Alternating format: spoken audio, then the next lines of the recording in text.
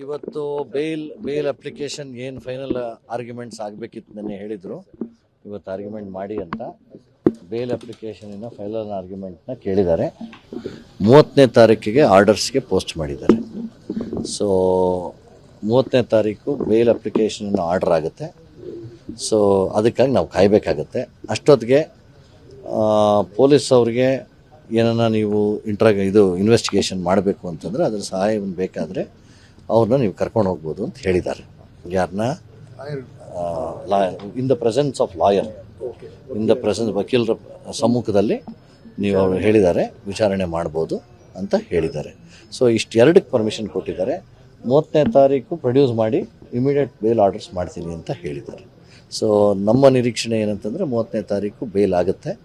ಅದುವರೆಗೂ ಈ ಇನ್ವೆಸ್ಟಿಗೇಷನ್ ಜೊತೆಗೆ ಏನು ಕೋಆಪ್ರೇಷನ್ ಮಾಡಬೇಕು, ಅದಕ್ಕಾಗಿ ಒಬ್ಬ ಲಾಯರ್ ಸಮ್ಮುಖದಲ್ಲಿ ಹೋಗ್ಬೋದು. ಇಂಟ್ರೋಗೇಷನ್ ಎಲ್ಲ ಲಾಯರ್ ಸಮ್ಮುಖದಲ್ಲಿ ಆಗಬೇಕು ಅಂತ ಕೋರ್ಟ್ ಹೇಳಿದೆ.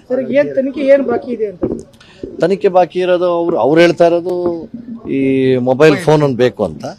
ಸೊ ಆ ಮೊಬೈಲ್ ಫೋನ್ ಬೇಕು, ಅದರಿಂದ ಚಿಕ್ಕಮಂಗ್ಳೂರಲ್ಲಿ ಒಂದು ಹೊಸ ಮೊಬೈಲ್ ತೊಗೊಂಡ್ರು, ಅದರಿಂದ ಅದು ತೊಗೊಬೇಕು ಅಂತ ಹೇಳ್ತಾ ಇದ್ದಾರೆ. ಸೊ ಅದಕ್ಕಾಗಿ ಪರ್ಮಿಷನ್ ಕೊಟ್ಟಿದ್ದಾರೆ. ಚಿಕ್ಕಮಂಗ್ಳೂರ ಮಂಗಳೂರಿನಲ್ಲಿ ಮೊಬೈಲ್ ತೊಗೊಂಡಿದ್ದಾರೆ.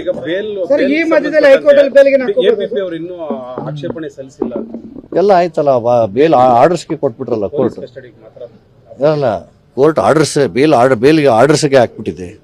ಇನ್ನೇನು ಆಕ್ಷೇಪಣೆ ಸಲ್ಲಿಸೋದು? ಅವ್ರು ಆರ್ಡರ್ಸ್ಗೆ ಕೊಟ್ಬಿಟ್ಟಿದ್ದಾರೆ. 30ನೇ ತಾರೀಕು ಪ್ರೊಡಕ್ಷನ್ ಆಗಿದ ತಕ್ಷಣ ಆರ್ಡರ್ಸ್ ಮಾಡ್ತಾರೆ, ಬೇಲ್ ಆರ್ಡರ್ಸ್ ಆಗಿದೆ.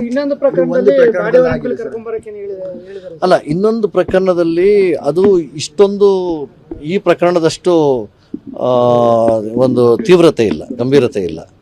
ಸೊ ಹಾಗಾಗಿ ಅದರಲ್ಲಿ ಒಂದೇ ಒಂದು ನಾನ್ ಬೇಲಬಲ್ ಇದೆ.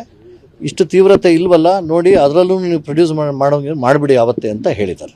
ಅದನ್ನು ಹೇಳಿದ್ರು, ಇದಿಷ್ಟು ತೀವ್ರತೆ ಇಲ್ಲ, ಈ ಅಫೆನ್ಸಲ್ಲಿರೋಷ್ಟು ತೀವ್ರತೆ ಇಲ್ಲ, ಅದರಲ್ಲೂ ಪ್ರೊಡ್ಯೂಸ್ ಮಾಡಿ ಅಂತ ಹೇಳಿದ್ದಾರೆ. ಸೊ ಅದು ಪ್ರೊಡ್ಯೂಸ್ ಮಾಡಿದ್ರೆ ಅಕಾರ್ಡಿಂಗ್ಲಿ ಏನು ಆರ್ಡರ್ಸ್ ಮಾಡಬೇಕು ಮಾಡ್ತೀನಿ ಅಂತ ಹೇಳಿದ್ದಾರೆ.